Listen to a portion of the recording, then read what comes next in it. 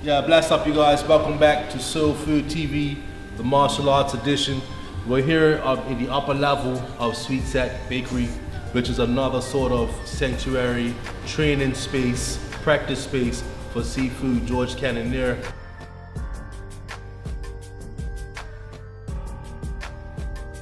Wing Chun was an art that I always wanted to learn a long time ago, since I saw it. And I had a book on it. I was trying to do it on my own, but it never really came to fruition. Right. And the only person I know that is really good at that is Mr. Burns, Master Burns. What is it about Burnsy that, or Sifu Burns, that makes him stand out, or that's kind of impacted you or influenced you as a martial artist? Well, his keenness, man. He is dedicated to the martial arts. You know, he's self-taught, and he's going up against masters, renowned masters, and they have commented on how much he knows, how well he is. I met him one time over my partner's house in St. George, and I asked him if he'll help me. And we went through the whole day, the whole morning, doing this drill over and over and over, until he was happy with me.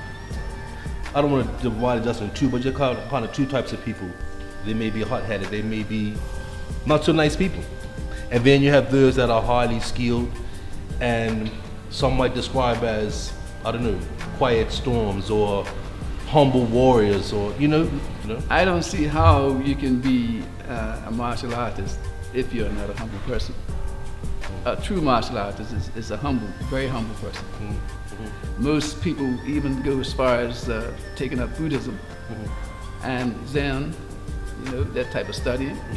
I myself, I've read The Art of War. I think every martial artist should read The Art of War, because it pertains to everything, any type of battle, any type of conflict. It's a way of life.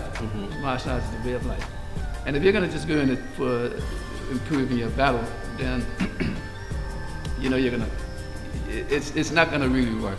You might be last for a while, but when you mature, then that's when the martial arts really kicks in. You have to go very deep into it.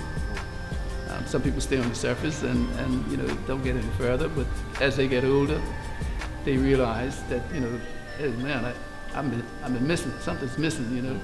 And that's the way I felt when I heard about Tai Chi. I said, man, you know, I've heard about this art for a long time, and when I tried it, I said, man, this is just what I need, man. It's the mature martial art that does Tai Chi. You know, somebody said to me that somebody said to them that some of the most dangerous guys are the nicest.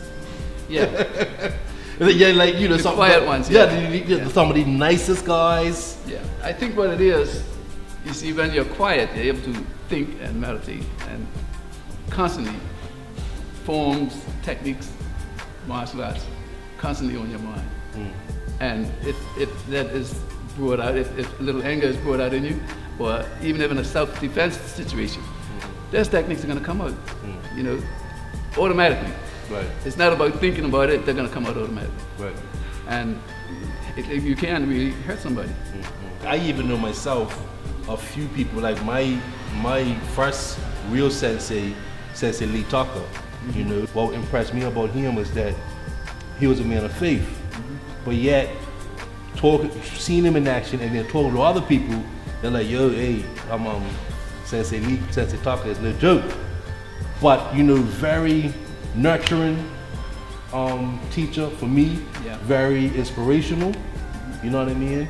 And that intrigues me, that someone can be of such skill, be potentially lethal, but yet spiritual. And faith playing such a key role in that whole martial arts journey as well. Yeah. You know?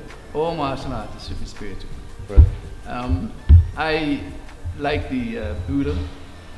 I'm not a Buddhist. I'm a Christian. Okay. But I know God made Buddha too. Right. So therefore, this spirituality, it doesn't harm my belief. Right. You know, it's to be spiritual is to believe in a God. For some reason, there was a jealousy of this school and animosity here, and guys just didn't get along. And to me, it didn't make much sense. I frequented anybody's tournament. I go in anybody's tournament, and you know, because I mean that part of martial arts. It shouldn't be a part of it. Right, right. But it certainly is. People's styles are different, and they think that their styles are better than others. And when they go in these tournaments and find that they didn't win or something happened, and maybe thought they were cheated, and it just fell apart. So that's one of the reasons why I'm even doing this series. Yeah. Is to bring it back to the forefront, to hopefully encourage more participation and just bring a sense of, harkening back to days of yesteryear, because I think the island needs it. Yeah. Well, I think what should happen, or what can happen, is that the people that are holding the tournaments now, I think just Skipper Hingham and Roots, just more or less keeping the tournament circuit going. I think maybe they should try to invite some of the older guys, older practitioners, to come and do a demonstration. Okay. These demonstrations can, take part, and you'll get a group of guys not really competing against each other, but just doing a demonstration of their art. And I think it would boost, you'll get more people there for one, and it'll boost the tournament up, and eventually it'll come back to popularity, with the youngsters. Because a lot of the youngsters nowadays, they don't really know their forefathers in martial arts or foregoers. And it'd be good for that. One of the terms I definitely want to use when doing this series is to talk about Bermuda's martial arts heritage. We have Bermuda Day.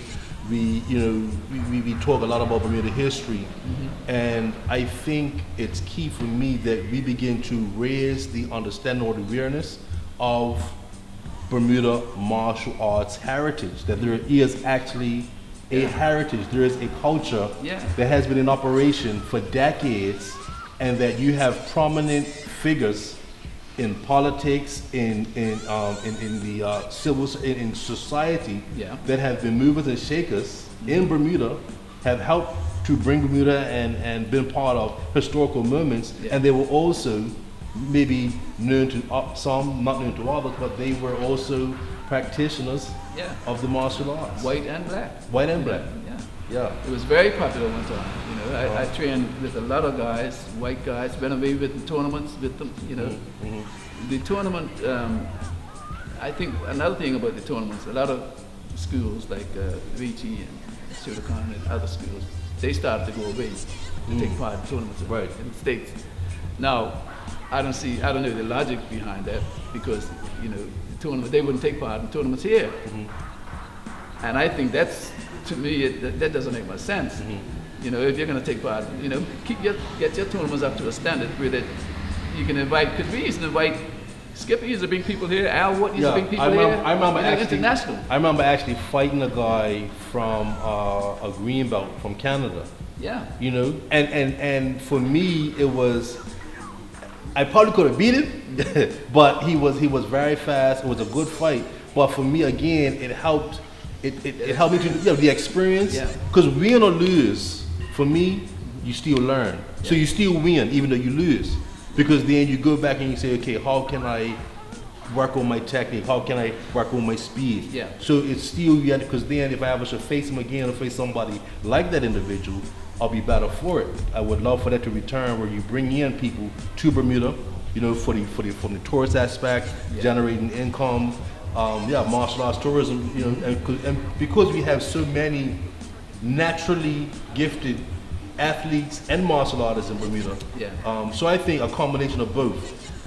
Yes, competing here on home soil, but also, like we have done in the past, have always done, go for that international exposure, because a lot of Bermudians have competed internationally and have come back decorated, won tournament. Skipper himself, even in his latter years, still winning international competitions. In the Masters category. In the Masters category. And then we got this MMA guys that are doing quite well. And MMA, people think that that's not a martial art, but Bruce Lee is credited for the MMA in his style of fighting, because he done everything, grappled and he's credited for that. So people saying, oh, this is not a martial art, all these young guys getting into this, not it's a martial art. But again, folks, man, this is Soul Food TV. This is how we're doing it, Martial Arts Edition. Your boy, Brother Richie, here with Sifu George Cannonier, down here at the lovely Sweet Sack Bakery some nice tea, had a nice little tea session, you know what I mean? And so we're gonna transition and go over and see his home train, what you wanna call it, your home training center, or what you, Yeah, it's how do you refer to it as? my family call it a dojo, but Okay. it's an outside training.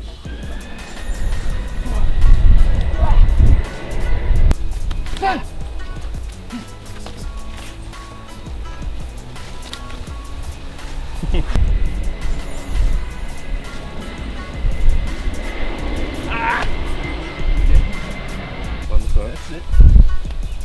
You got it. Block with that here. Yes. Sure. Got it. Sure. Block undercut. Block with that here. Right. Block it here. Yeah. Sure. Right. Sure.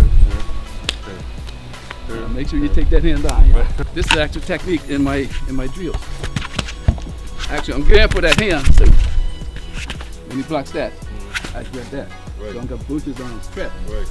and I do elbows or that. See, it's got, you know, so yeah, you're gonna pay the price if you It'll don't. hit you, yeah. Yeah, I like that. That's really, Yeah. Release, pull, eye straight. Block, hit. I made it long for my trainer, right? Right. Because when I blocked, it's just about an inch away from my face, and I thought I had to get away from these hands.